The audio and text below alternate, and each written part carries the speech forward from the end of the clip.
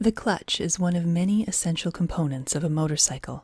It is operated by pulling or releasing the clutch lever with the left hand. Before going into the details on working of a clutch, let's see how it is assembled in motorcycles. The power from the engine is converted to rotary motion by the crankshaft as shown.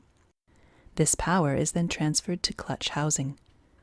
The clutch assembly transfers power to the input shaft of the gearbox.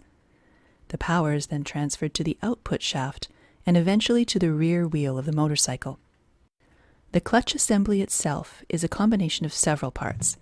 It consists of a pressure plate held in place by using several springs and screws. This plate presses against the clutch pack. The clutch pack consists of several steel and friction plates placed in alternate positions. The clutch basket and the inner hub are assembled with their axes aligned to the input shaft of the gearbox. Now let's understand how a clutch works. The clutch basket freewheels with respect to the gearbox. The engine power will spin the clutch basket, but it will not transfer any power to the gearbox. However, the inner hub is connected to the input shaft of the gearbox. If we spin this inner hub, then it will also spin the gearbox input shaft. Let's take a hypothetical connector with teeth on its internal and external portion that can interlock with both the clutch basket and the inner hub. If we insert this hypothetical connector between the clutch basket and the inner hub, then we can spin both of these at once and the engine power reaches the gearbox. And if we remove this hypothetical connector, the clutch basket and inner hub will be independent again and the engine power is disconnected. But there is a problem in using this connector. When the connector is removed, the inner hub spins due to inertia of the motorcycle rear wheel, and the outer basket spins due to engine power. This is why these two components start spinning at different speeds.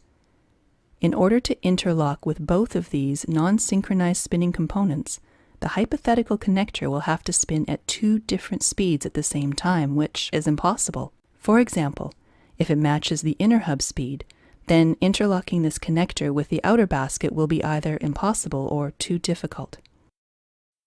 To eliminate this problem, the clutch pack is used in place of this hypothetical connector. Unlike our hypothetical connector, the clutch pack is a combination of separate circular plates. Let's take any two adjacent plates from the clutch pack.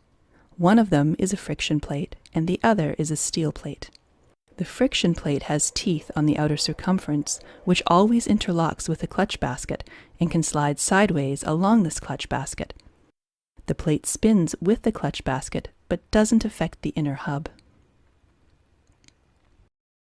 The steel plate has teeth in its inner portion, which always interlocks with the grooves in the inner hub and can slide sideways along this hub. This plate spins with the inner hub, but doesn't affect the outer basket.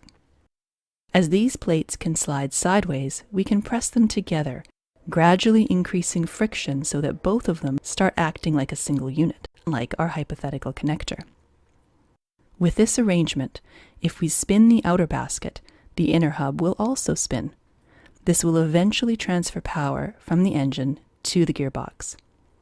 Even if the plates are spinning at different RPM at first, the gradual increase in friction between them will eventually synchronize them. If we release the pressure, the two plates become independent. This will disconnect the inner hub with the clutch basket, and the engine power is disconnected. Several other plates are added to increase strength and surface area. Now let's understand how pressure on these plates are changed while riding a motorcycle. We use the pressure plate for this purpose. It has ducted attachments where a set of springs can fit in. A set of retainer bolts are screwed to the inner hub.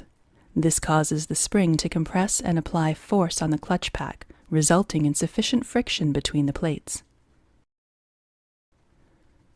We can release the pressure on the clutch pack by pushing the pressure plate outwards. We can control this pressure by pulling or releasing the clutch lever. As the clutch lever is pulled or released, a cable or hydraulic system rotates an actuator arm as shown in the animation. This arm presses against the push rod towards the clutch. This rod goes through a duct inside the input shaft and pushes the pressure plate, releasing the pressure on the clutch pack. When the clutch lever is released, the springs again apply pressure to the clutch pack, as shown in the animation.